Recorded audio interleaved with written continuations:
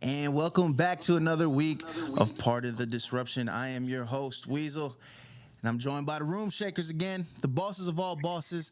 The panel this week, we're going to go virtual left to right as we do every week. And let's start off with my guy, Steve Trang. Hey everyone, it's Steve Trang, Real Estate Disruptors, serial entrepreneur, got a podcast, we do sales training, and pretty much if it's real estate, we're involved unless it's property management because I don't like getting sued. Beautifully said. Beautifully said. And to his virtual right, we have Leon, don't forget the G Barnes back in the building. You got it. I am here. Let's go. That's what the G is stands for this week. Yes, LG. See, I put that together.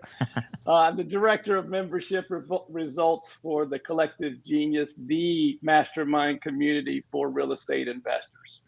Love it. Just real quick, let everyone know RJ didn't get approved. All right, continue. To his virtual right. Gosh. All right, we're starting early. I like that, Steve. To his virtual right, we have RJ Bates. RJ, how you doing? I'm doing fantastic. Excited to win for another week. I'm enjoying the fact that Steve has a fake trophy in front of him because he's never actually won one himself. And that's also the NBA championship trophy, which we know Phoenix has never seen one of those before. So it's exciting to see that Steve brought that on set today. That was unnecessary. That was Show it painful. off, Steve. Show it off and be proud of it.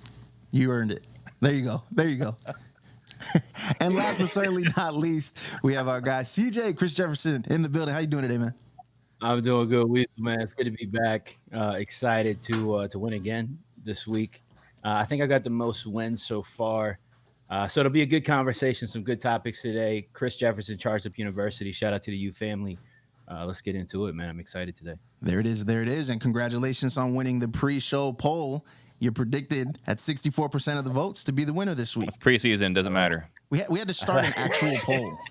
We had to start a pre-show poll because somehow RJ was going to end up with the most votes for question one.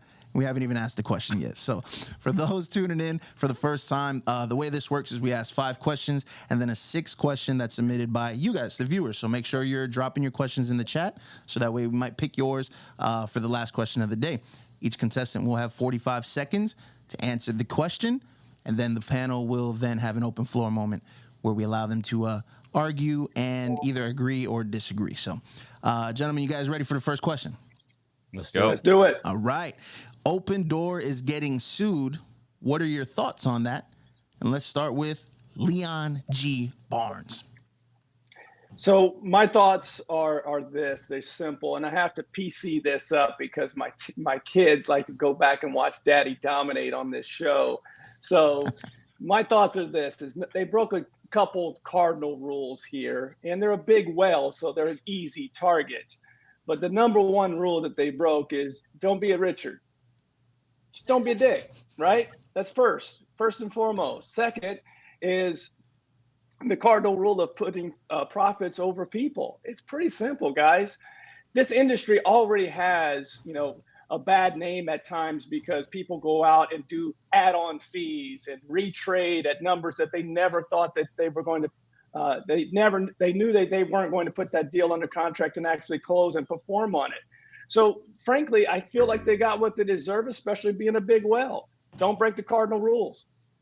All righty. Let's go to RJ Bates. Your thoughts on this? So I think Opendoor getting sued is a perfect example of how soft we are in America in 2022. I mean, this is unbelievable. First of all, $62 million, it's like a drop in a bucket to them, okay? With the tens of thousands of transactions they've done. And you're claiming it's because they misled the sellers? The sellers had a choice. They didn't have to sell their house to Opendoor. They sold it for exactly the reasons why Opendoor says sell to us. Simplicity, certainty, and speed. And that's what they offer. I've sold plenty of deals to Opendoor. I don't feel like they owe me a dime. They gave me exactly what I wanted. And because they're saying that they claim that you get more money, I specifically had houses that were distressed that I sold to them that I did make more money because I sold to Opendoor. All right. Let's go to Steve Trang. So for me, if you guys are not familiar with the word Schadenfreude, I'm totally enjoying that right now. That's basically enjoying other people's misery, right? Watching other people suffer and just basking in it, that's where I am today with Opendoor. So their business model was to make people in real estate lose, right? They wanted to eliminate realtors. They thought realtors were not valuable. They wanted to eliminate the wholesalers because they think we're unethical. So that is their mission statement. That was their purpose. And they were willing to lose money as long as necessary to drive us all out of business.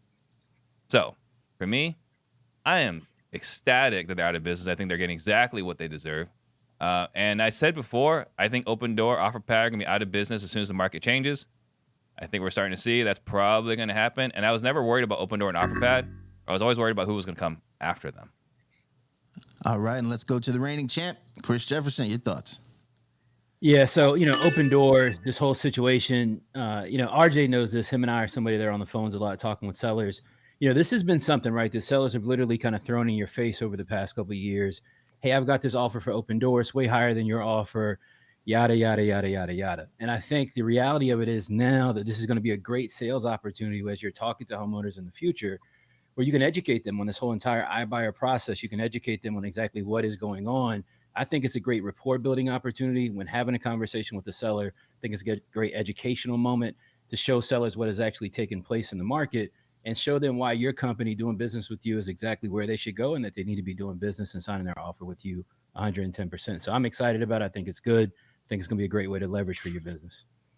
All right, perfectly timed. 45 seconds. Gentlemen, the floor is open for 2 minutes. Any rebuttals or any disagreements? I think just something to throw out there, right? It's like, hey, at the seller's appointment, hey, no big deal, but I've never been sued for $62 million. So just take with that whatever you want to do with it. Am I the only one that this pisses off that this is happening? It seems I like think it. you're on. I think you're out there on your own on this one, RJ. And here's what I was trying to get to is, if you really look into this, a lot of this is the hidden fees, right? You're not only telling someone that you're going to buy the house at X dollar, but then you throw in hidden fees. I'm okay with retrading, but if you have fees that are on top of things that are not included or not explained, then a seller has a right to understand that contract and know. Who here has sold a house to Opendoor? I've sold multiple. I've sold a couple, but I think, RJ, I get what you're kind of saying here. I think they're pretty clear about what they're going to pay. And they essentially almost retrade every single time. So the expectation is that they're going to retrade. From the perspective of our own industry, though, they've literally been intentional, like Steve said, about saying they want to drive us out of business. They want to drive realtors out of business. They spent astronomical amounts of money to try to take market share. So that's my only thought, man. I think it's good for us that this has happened, but I get RJ's point too, that they do pretty clear business. So RJ, I agree with you as a country. But you're a professional. All of us, we are getting a lot softer as a country. There's another class action suit where all the buyer agents that are getting paid 3%, like all these sellers are upset. Like, why did we have to pay 3% all these years? So there's a whole class action lawsuit saying like all the times we've been paying buyer agents 3%, and they're suing all the big brokerages, Remax, Keller Williams, and a whole bunch of others over this. The class action suit is like, dude, like this was clearly established way before you signed an agreement saying you're okay paying a commission. So yeah, I'm with you that everyone's a little softer. Here's my thing. Why are we upset that Opendoor wanted to put us out of business? That's capitalism, baby. I want to put y'all out of business. I get it, right? But at the same time, you wanting to put me out of business, I still get to go drink and celebrate, right? We're getting bottle service. CJ and I, we're getting bottle service when RJ's out of business. No question. And I'm gonna get when the sign comes through the club, it's gonna say Viking out on the side of the club. I'm just saying that I never looked at Opendoor as my enemy. I looked at them as an opportunity on how to use them. All right. You looked at them from that standpoint. Last thought here real quick is you looked at them from that standpoint, RJ and CJ. You guys are selling to them, but you are real estate professionals. They're protecting people here that are not in this industry, not doing this on a daily basis. All right, great points all around. We have some great comments in the chat as well. Cassie D. Haas said, it's because they promised sellers they would net more than on the open market, then hit them with a bunch of fees, which is a great point of view. Also, it looks like there's a consensus in the chat that dollar and a deal is no longer the T-shirt for part of the disruptions. It's going to go to Leon Barnes. Don't be a Richard. Hashtag don't be a Richard. Points for Leon Barnes, in my opinion, for that one. Closing on the voting has shown that Steve Trang won that one with 36% of the votes. On the board early, the champ is here. Let's go. Little fella with his little trophy. I like it. I'll celebrate it. I'll celebrate every championship. Take every W you can, Steve. All right, guys. Ready for question number 2. Should you scale a business during a recession? And let's go with the round 1 winner, Steve Trang, first up. I think that if you're prepared for this recession, like you've been planning for this recession and you got everything in place, then now it's time, you should go ahead and take advantage of it. But I think most people right now are seeing that they've been overspending, maybe not as careful with their marketing budget, maybe having people on board that maybe they shouldn't have had on board this whole time. So I say right now, for most people, now's the time to clean up, tighten everything up, make sure you got the right ROI, you got the right products you got the right people in place. Asking some of your people maybe to, step it up a little bit, let some people go. It's unfortunate, but I think right now is the time to make sure you survive and weather the storm so you can crush it when things change beginning of next year. Okay. All right. Chris Jefferson, your opinion. Yeah, listen, I love this question, man. It's time for killers to really step up, really step out, and really get active in this business, right? I've been sharpening my sword for 10 plus years. If you are new, old, it doesn't really matter. You need to be intentional about learning the things that you need to know right now. It's a perfect time to scale, perfect time to create massive, massive wealth. It's not any time to play scared. If you're scared to swing at the ball and you got a fast pitch fastball coming down the center, swing and hit a home run, man. That's what I'm out here doing. Look, don't even be my student if that's not what you're doing. Now's the time to really get wealthy. That's what we're doing so we can send RJ bottles in the club so he has something to drink. Man. Let's go. There we go. All right. RJ, your thoughts?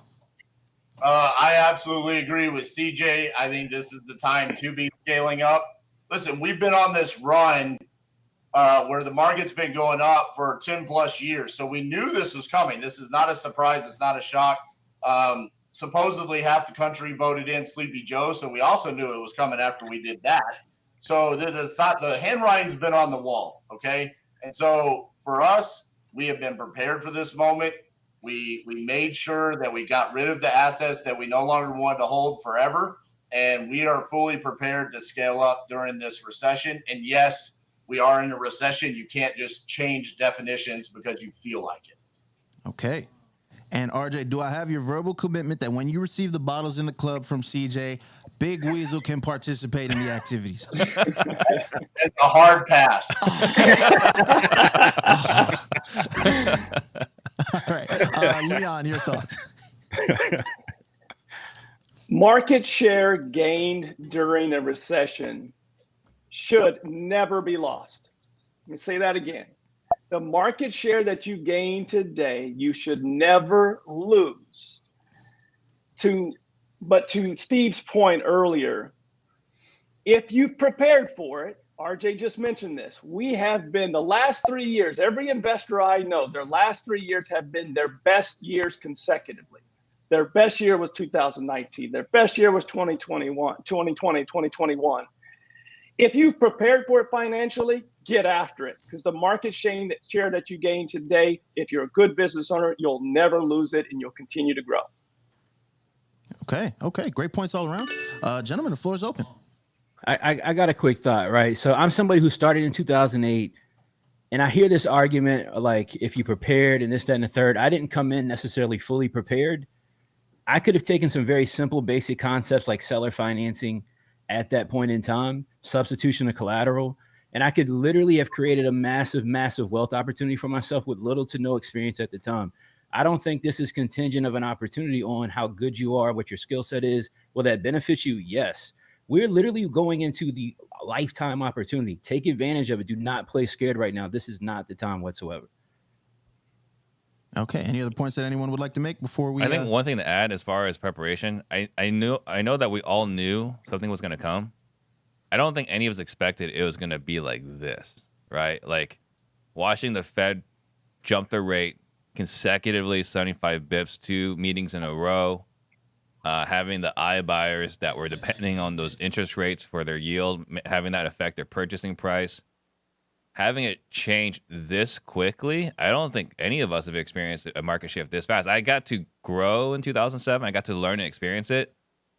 I don't know too many people that got to experience we hit a wall, right? We didn't maybe, slow down a little bit. We didn't go from 100 to 85. We went from 100 to 30 overnight. So CJ made some great points there in regards to being creative, doing it outside the box, to less traditional, right? That said, the question was about scaling during the recession. And scaling, if you're doing it while lean and growing from maybe you're doing 50 deals a year and you're trying to go to 100, you can still do that with the same type of team, same size. What I was talking about in regards to preparation is if you try to go from 30 transactions a year to 300, that may be hard for you financially if you haven't prepared with the same type of business that you're running today. Absolutely, there's other ways to take advantage of it, but true scale of business with leaders and team and systems and process, it can be tough if you're not prepared for that. Steve, to your point about this being different than what anybody else has experienced, I've asked for several years when I go to masterminds and meetups and things like that, the people that went through 2008, I would ask them, what would you have changed? How was that experience? And everything that I heard from them was, I've never experienced anything like it before. That was a once in a lifetime recession. And what happened, I think almost every time it's going to be different because there's a different cause of what's happening. I don't know if that plays too big of an impact on what CJ and I are saying, which is we've kind of known that this moment was coming. We didn't know exactly what was going to be the cause of it, but at least we're prepared for the moment to capitalize on the opportunities that are presenting themselves. Let me ask one last question, RJ. Would you agree that you could take somebody and within 30 days teach them a basic concept of seller financing, and they literally could go scale from 0 deals to 10 deals a year very easily? And over a 10-year period, now they've got a portfolio of 100 houses. They never had to use a bank to do this. They never had to do any of that. I could literally take somebody right now in 30 days and teach them the exact concept of seller financing, how to go implement it, how to have the conversation, and literally they're off to the races. So preparation, yes, but within context is all I'm saying. I think that's pretty market specific as well, though. I mean, I think it depends on the market you're in. That could be crazy. But you pick your market. Yeah. Well, Steve, you're in one of the epicenters that was hit the hardest in 2008. And what's to say it's not going to be hit the hardest in 2022? I mean, we don't know. I don't know. Going back to that Opendoor question earlier, they got 10% of the active listings right now. So we'll see. That's pretty. They won. They took the belt. They took the belt for W's for most won contracts. All right. So great points all around. We got some good comments as well. Bam Bam 704 said, now's the time to truly understand your KPIs, adjust, and scale. It's a very good point.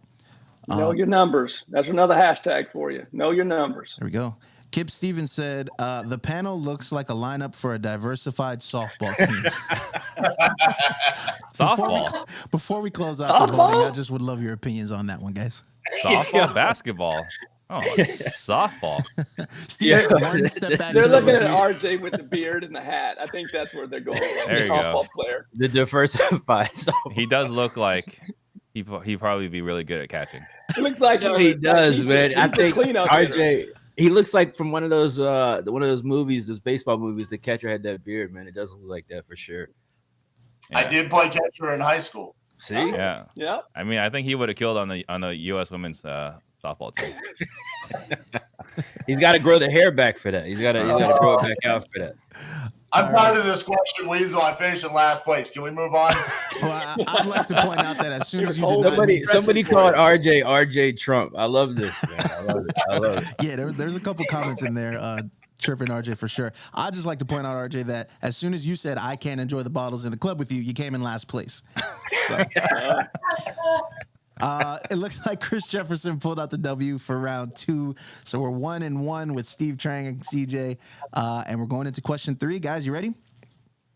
Which sports franchise would you like to mirror as a business? CJ, let's start with you. Man, look, I'm going to say the Warriors, all right? If I had to pick a team to be for my business, it'd be the Warriors. But the reason's quite simple, right? One, the obvious is I'm going to retain and keep top talent. But more importantly, the culture that I'm going to create, the money that I'm willing to spend to build that culture, I live by that. I show that every single day in my life. Charged up. Shout out to the U family. I've been able to create a culture over the last couple of years by being willing to do whatever it takes to make sure that the people with me running every single lap have the opportunity to win. So by far it would be the Warriors. No question. These guys on here, they don't got that type of family behind us, so they may not understand. Shout out to the U. All right. You can't just talk to the audience and beg for votes. That's got to be like some sort of penalty. It's a fact. Second place last round was Leon, so let's go ahead and get your opinion, Leon.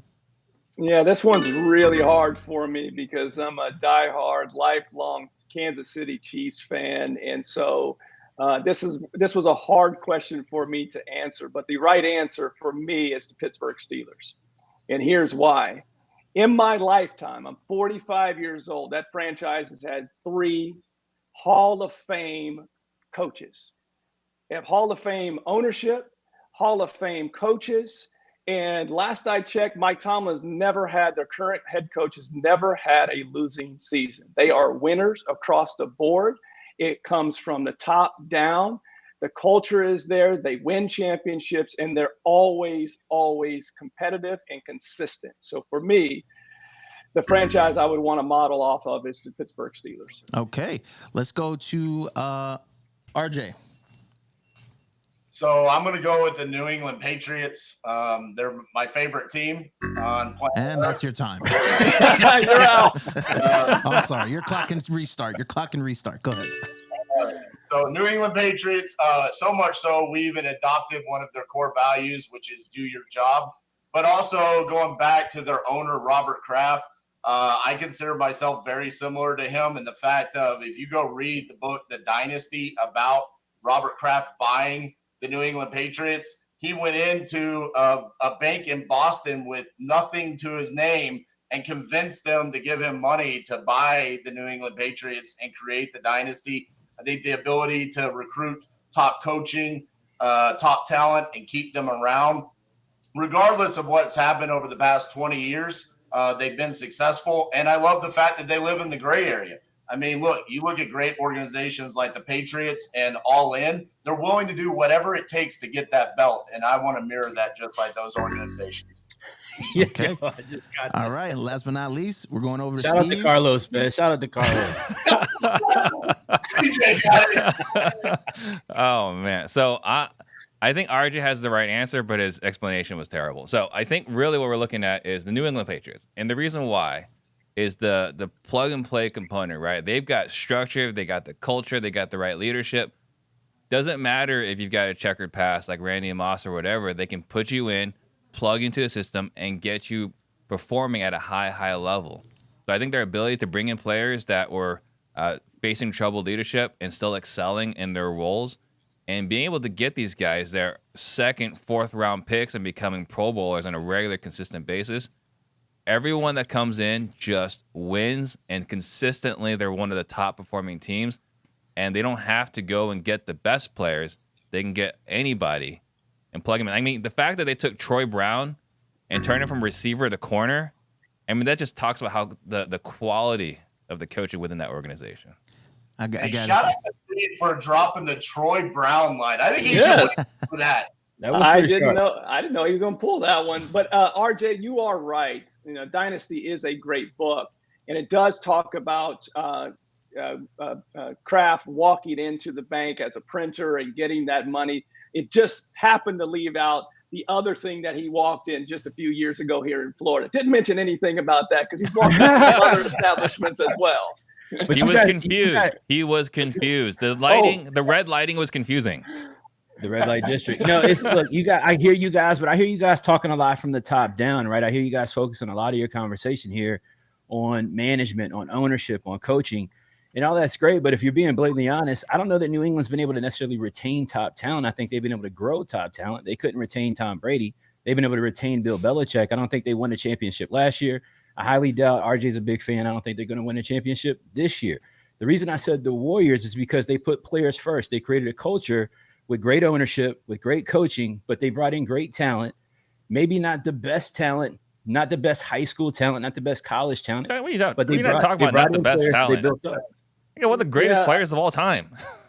I'll defend RJ. I'll defend RJ on this one though, because the Patriots are the best organization of realizing when a player, their stock is on the way down. And that as an organization, they put organization over players. And we've had this conversation before about what's better, the top end player that's a distraction and getting the most out of each individual person within the culture. So to that, I get your point of having, retaining players, but they're also really good about maximizing the talent that they have.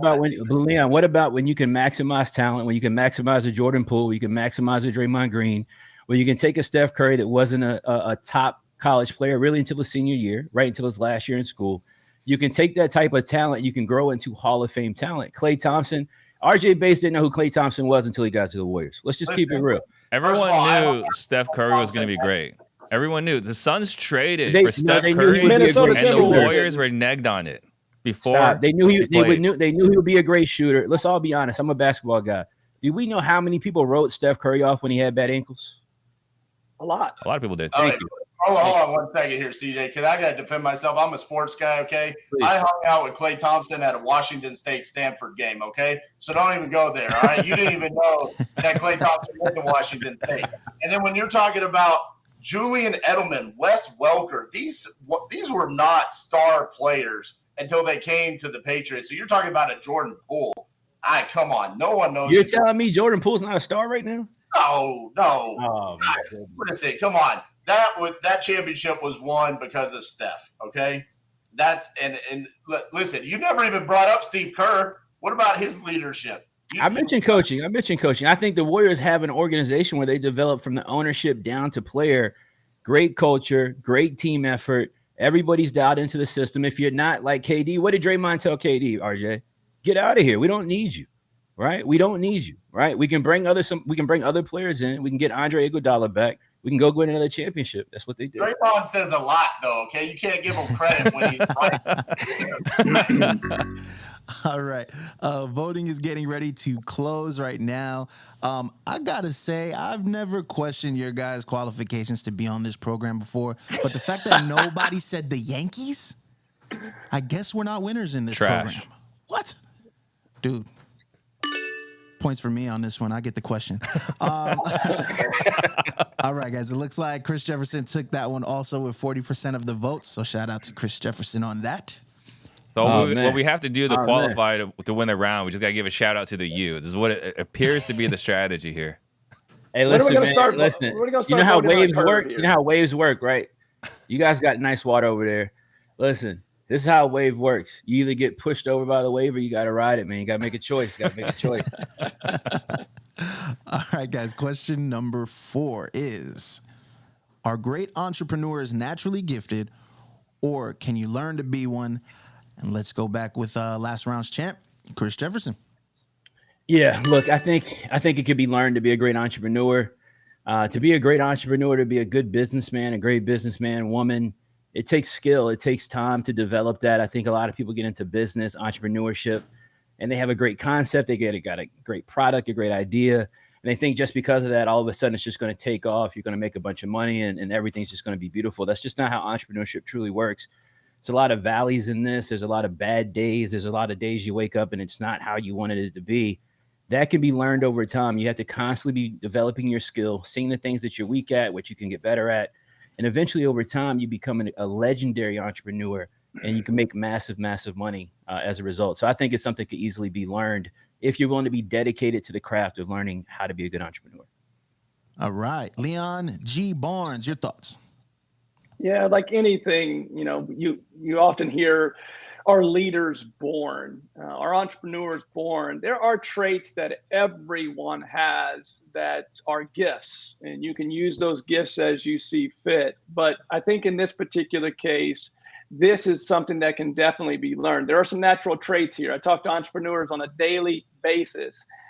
Those entrepreneurs often started out flipping couches, I heard during the pandemic, people were flipping weights and workout equipment because it wasn't available. There's always that trait of someone starting when they were 5 or 6 years old and selling things from the beginning of their life. But anything can be taught. I'm under that belief. And so from an entrepreneur standpoint, definitely believe it can be taught. All right, Steve, your thoughts? I think that there are a lot of people that are successful that they have to have some ingrained traits that they're born with. I think that they do have to have some driver personality. I think that they have to, have a strong ego, self identity. But I think with that being said, you need to have a good layer. But after that good layer, 95%, 98% of your success is going to be mental and self-development, surrounding yourself with the right people. So I think if you got the wrong raw materials, you're going to have some problems. If you got the right raw materials, then you can become something great through building upon yourself. So there's a lot more nurture than nature, but without the nature, it doesn't matter how much you nurture, I don't believe. Okay. And RJ, take us home. So I'm going to go out on a limb here. I'm going to be the one person that disagrees with everybody. I'm going to say that to be a great entrepreneur, that you have to be born with a certain skill set. I don't think that, the question is to be great. And I don't know that you could take someone that is not born with the right mindset, the ability to handle the ups and downs and the pressures of being an entrepreneur. I don't know if that's something that you can just go out and someone can teach that to you. I think you have to be born with that inside of you, and it's kind of a part of your makeup. Can you be taught how to be an entrepreneur? Sure, but I don't know about greatness. That's like saying you could just teach someone how to throw a football as great as Tom Brady. That was kind of naturally gifted to him, and I think that's we're underestimating what we mean by a great entrepreneur. I think there's very few and far between the amount of entrepreneurs there are that are great. Okay. Well, I think to your point, right? That's kind of what I was saying earlier. Like, you have to have some ingrained traits. You have to have some of it, but that's just a fraction of it. But someone that's really, really detail oriented, like an accountant or a scientist, I don't know if they can ever learn to become an entrepreneur, but someone that has a drive, that's not enough. There's so much more that has to be added on top of that. So You're both right. The personality profile Thank for you. an entrepreneur is typically different than the person that's okay with working for someone else and going in 8 to 5. It is definitely a different profile. That said, Larry Yatch has talked about this on your show and at our mastermind several times. The education system in the United States was set up to create a bunch of factory workers. All of us public school kids went through an education system to set up factory workers. So for me, having to go to college and find a good job like I was taught by my grandparents, right? I didn't know that I had those skills within me until someone showed me the way as to be an entrepreneur. So yes, do I have some natural traits that lean towards that? Absolutely. But I do think there are people out there right now that are listening to this and say, I never really thought of myself as an entrepreneur. I don't know if I could be. Absolutely, you can be, and it can be taught. Maybe you're not great, but you can be. Great. That's yes, absolutely. But I think great is all just self-definition at the end of the day. If you believe and feel that you're great, I think you are great. I don't think any one man or woman can decide who is or isn't great. But look, at the end of the day, it's all about ego and pride being left at the door in entrepreneurship and accepting the things that you aren't really great at and the things that you can get better at. And then the things that you are naturally gifted and good at, how can you get even better at those particular things? Build a team around the things that you're not very great at. Develop that skill set so you can manage that team. And the things that you're really good at, drive those things inside of your business. But I think you can be a great entrepreneur. You don't have to develop Facebook or, something like that to be considered great. I think anybody can be great in their own right. I just think you can develop these skills over time. I've been doing it for 12 years, right? So I didn't start out knowing how to talk to a seller on the phone or doing this and doing that. You develop that skill. But you probably hustled a little bit in high school. See, See how he just called himself great without calling himself great? See how you did that? I see what you're doing there, CJ. Leon, that's a skill. Going back to having the right thing, right? I was hustling for sure a couple of different things in high school, mostly candy and some, some DVDs and stuff like that. But, so you have a natural knack. Yes, I agree. But to hone in on that skill set, how you truly sell, how do you understand that sales is really psychology? That's the skill sets you got to develop over time, in my opinion. So charisma and leadership and all of these different things that it takes, and honestly, just the ability to handle the pressures of being an entrepreneur, you think all of that can be taught? RJ, I just got to say, man, thank you. I'm flattered that you feel, those things about me. Say that again, RJ? Say RJ, repeat what you said. Thank you so much for that, man. I appreciate it. What I said is CJ just had the softest moment on Pardon the Disruption. Well, I was thinking he was probably one of those people suing Opendoor. Anyone, you just define what greatness is, and you're great.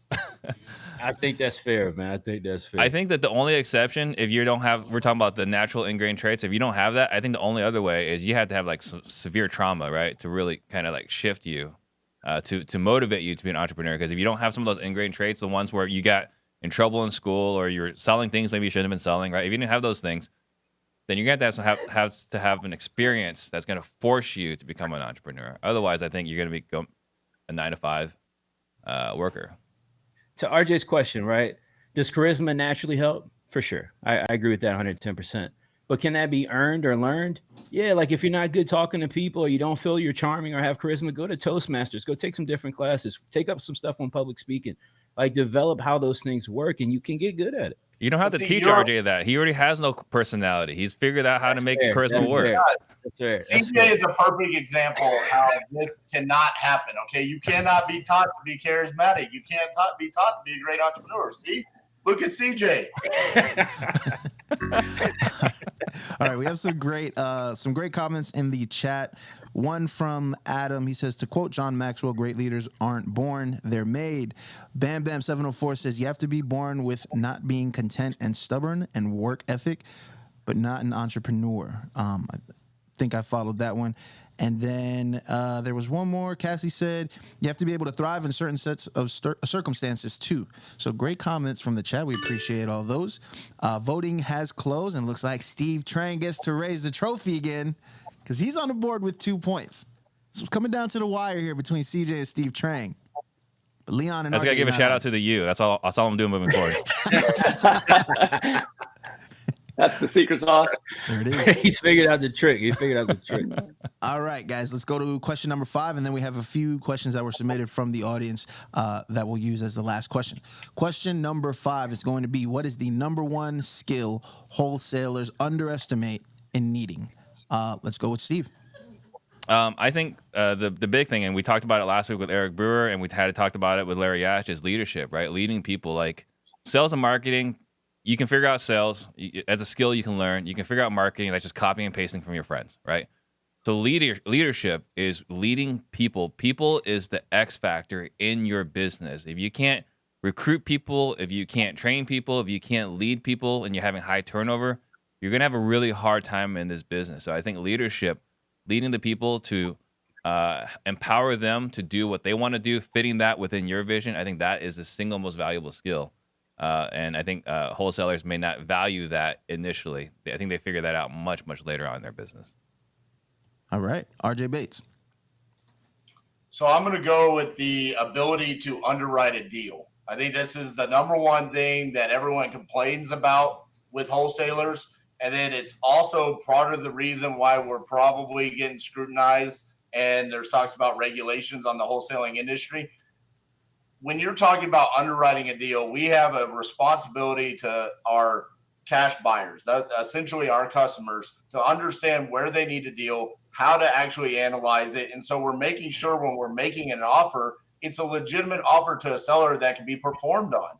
And so I think over and over and over again, we want to talk about how to close a seller, how to talk to a seller, how to do marketing. But what about the nuts and bolts? I get it. It's not sexy. It's not fun to talk about, but it's necessary to understand how to properly comp and underwrite a deal.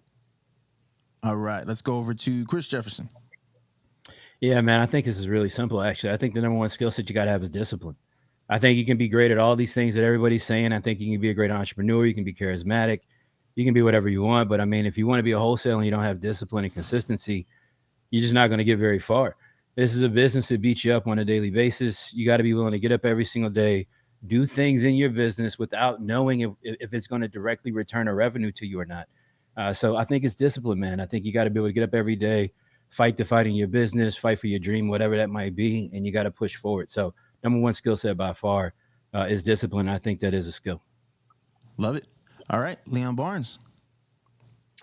So my answer is leadership, but because Steve used it, I can't use that. So I'm going to go to delegation, and here's why. A lot of people get into this business to be their own business owner, and they have the e-myth that they can come and they can do deals. They invest in how to do more deals and continue to scale the business. But what they forget to do is learn how to find other people to do the things that they're weakest at. So I see on a daily basis that people really truly struggle with delegating and try to do too many things. So when thinking about the things that they miss the most is, how can I find someone to do this for me so I can focus on the highest revenue generating activities? Okay. The voting and the floor is now open, gentlemen. So Leon, you got to figure out something going on with your camera. And CJ, he explained discipline, but then he said discipline, and then he defined grit. So I don't know where he was going with that. He gave one answer and then explained a different answer. So I'm not really sure. And I forgot real quick. Shout out to the you. All right, go ahead, RJ. Here's the thing. Steve and Leon, they made sure their answer was under the pretense that the wholesaler wants to scale up a business and actually has a team. I mean, at least CJ's answer was applicable. I mean, you have to have consistency. I agree with that. But Steve, what are you talking about with leadership? I mean, if you're a solopreneur and you're just trying to be a wholesaler that does 2 to 3 deals a week, are you leading yourself? Is that what you're referring to? I mean, the hardest person to lead is yourself, right? Like, we're all great coaches, but are we all great students, right? Like, first person to lead is ourselves, right? But yeah, to your point, if you're a solo wholesaler, leadership isn't as important, but at that point, you still got to lead other people, right? You got to lead the seller, the title. You still got to lead the title person to do their job correctly. You still got to get the hard money person to fund the deal 2 or 3 days prior to close. So you still have to lead people. It's not as paramount as after you have people, but you still have to lead people. Leon's answer was so bad, he just removed himself. No, he did. But the reason I say discipline is because I've had thousands and thousands of students, right? Here's the number one, and no shot at anybody who's ever been a student. Here's one of the things that I see from a lot of people. You know how many people I've seen, man, that have made $5,000 on a deal, $10,000 on their first deal, even $30,000 on their first deal, but did not have or maintain the discipline to keep going? How many people have gotten the information of how to do the business and gotten some progress? Like making your first call to a seller is progress. Getting a property in a contract, even if it doesn't close, that's progress, right? And so it's discipline to keep going when that contract falls through and it's your first one and you thought you were making 10 grand and you put everything into that. Now it's zero. It takes discipline to get back up and push this thing another day to get these things done. So, Chris, I really, really think it's discipline. I appreciate you saying that, but that goes back to our last point, right? Which was that what RJ and I were talking about. When you get punched in the mouth, you get kicked in the nuts in this business, because it's going to happen. When closing is supposed to happen, it doesn't happen. Will you get back up, right? And I think that's the grit, the ego to withstand challenges. Because I think a lot of people, as we were saying, like, you have to have some innate talent, innate abilities. When you get punched in the mouth, will you keep going? Because I think most people are going to be what RJ was saying earlier. They're going to be getting up and suing Opendoor. Or they're going to be a Richard. The reason why I went with underwriting a deal is because I think if you can do that, that separates you from the vast majority of wholesalers out there.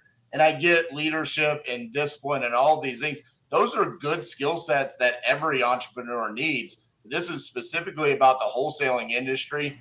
And I think that if you ask the vast majority of cash buyers, hey, what do you wish a skill set all of your wholesalers that you need to bring you deals had? They would say, I really wish they could underwrite a deal like I do. That's not, hey, I really wish they had the discipline to go out I think I just had a different idea of what it was because it was specifically about wholesalers specifically. So the number one thing I learned that I underestimated is the power of the U to take out your camera. If you have too good of an answer, that might be Chris. That's what I've learned during this. I love it. I love it, man. Points And for shout Leon out on to that Steve, because Steve's really talking about resiliency, right? Like the ability to be resilient, not necessarily grit, but really just being resilient, right? Like being able to take and withstand any sort of pressure, anything that hits you in life, business, whatever, having the resiliency to push forward. So, I mean, I think a lot of great points, but I just wanted to point that out for sure. All right. Someone vote for me real quick so I don't tie CJ. Give me a W. You're begging now.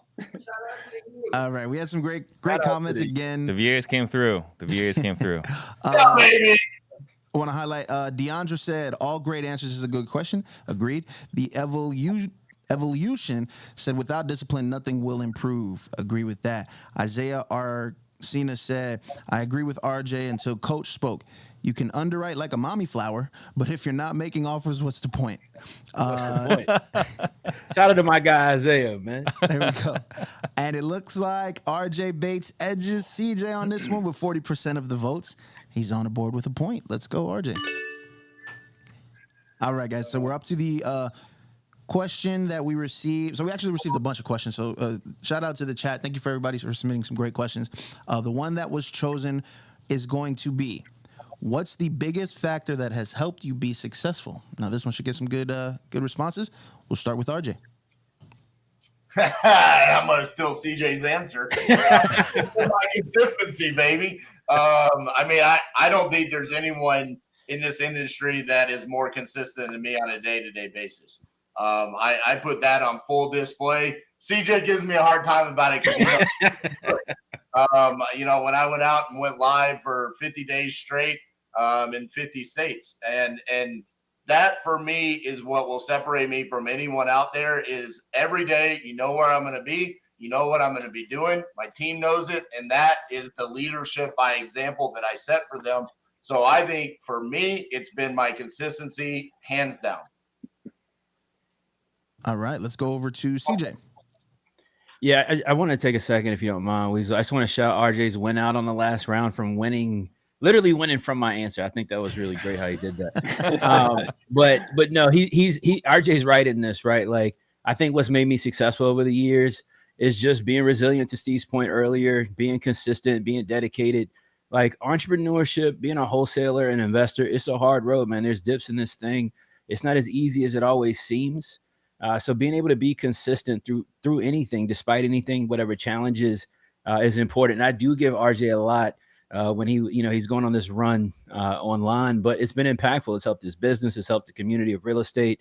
And so to his credit, the consistency is important, man. Like if you don't have that, you have nothing. It doesn't matter how good you are at anything. You have to be consistent at whatever you're doing. All right. Leon Barnes, your thoughts?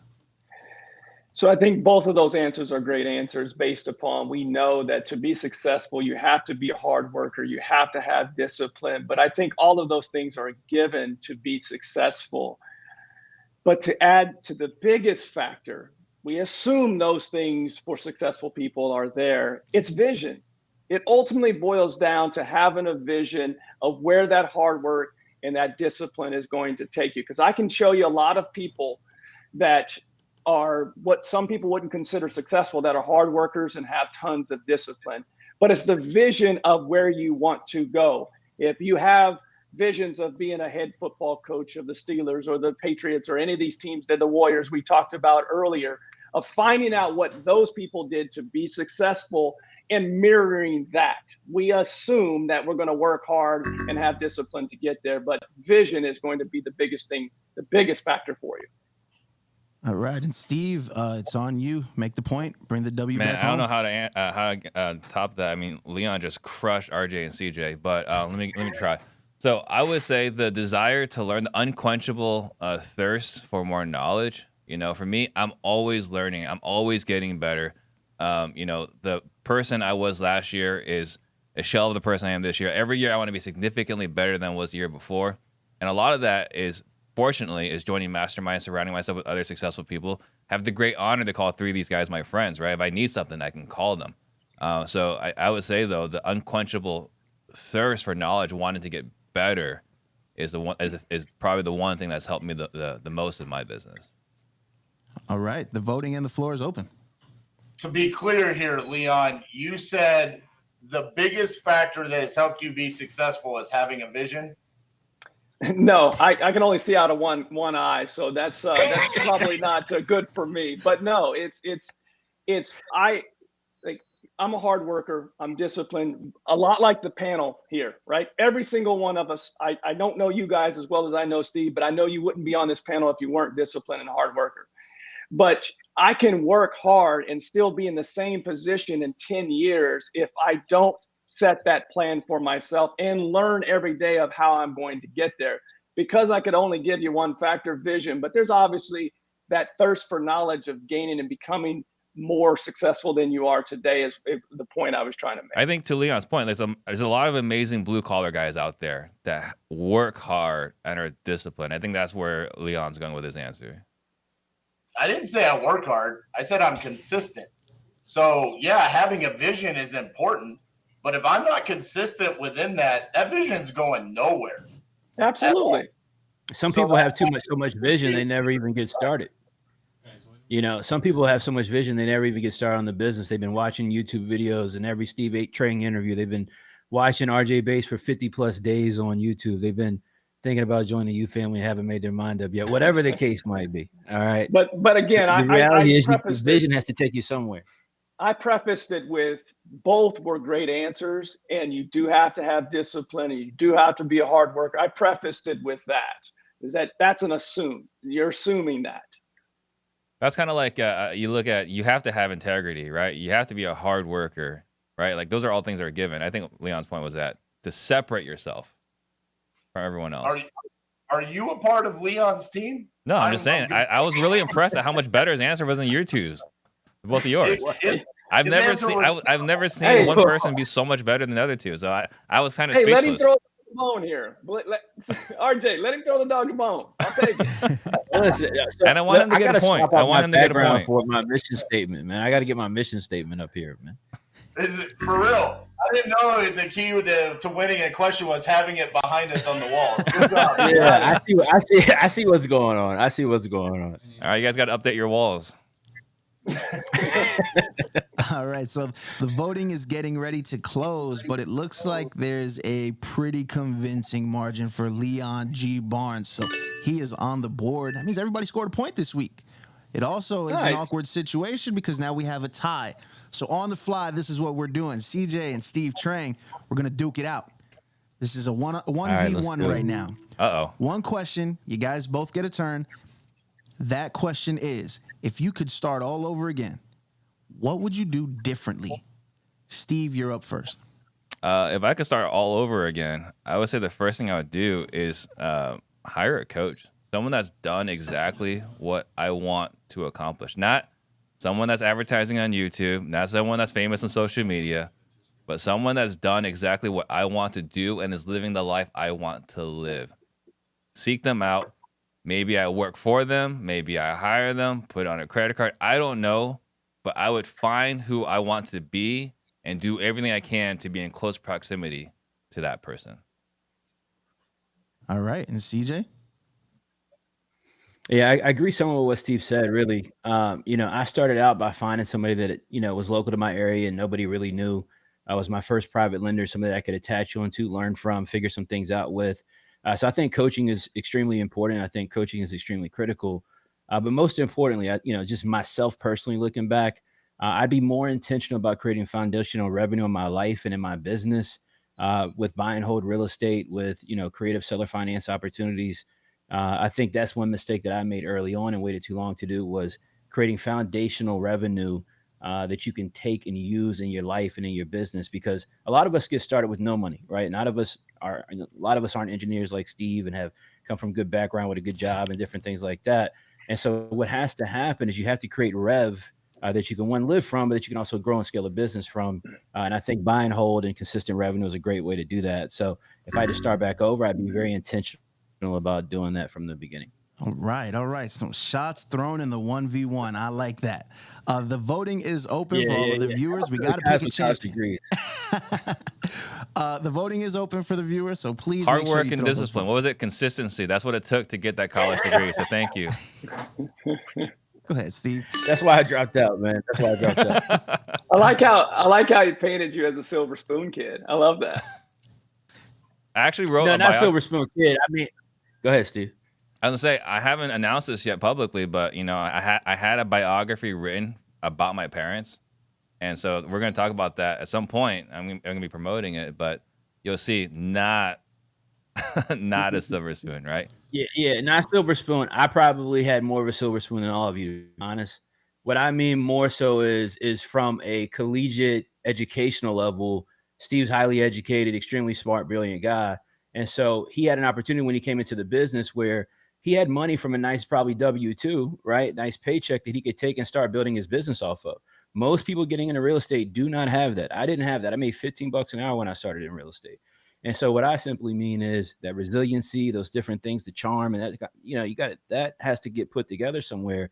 But to start growing a business, you need rev. So if you don't have money coming from a nice W-2, I could have built that starting out by buying some rental property, doing some creative finance, and getting my way into some different things to get some monthly cash flow, and then start to scale from there is all I'm saying. So just to clarify the record, I put everything on my credit card when I started. It wasn't necessarily the smartest thing to do, but that's what I did. Go ahead, RJ. Steve, I know you're not just starting out, but if you want to hire me to teach you how to be a good podcast host, I saw you only have like 6 reviews. that's not even a fact. All right, guys. I think that's going to conclude the tiebreaker. We're going to calculate the votes really quickly. Great episode, great insight as always. Every week, it's a big blessing to be able to get some free game from you guys. So kudos to you. Great answers. I do want to apologize to the viewers on behalf of RJ Bates' performance this week. I don't know what's going on. He's insulting Steve.